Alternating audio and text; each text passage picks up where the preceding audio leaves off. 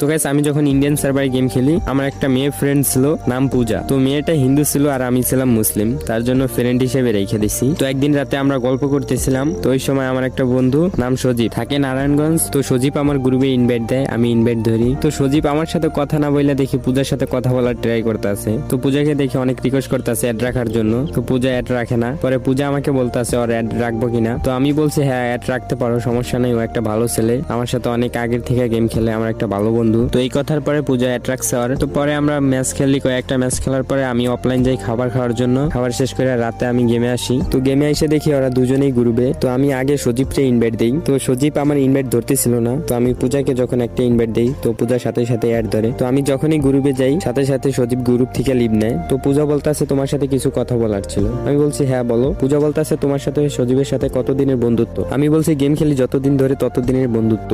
তো পূজা বলতেছে মাত্র কয়েকটা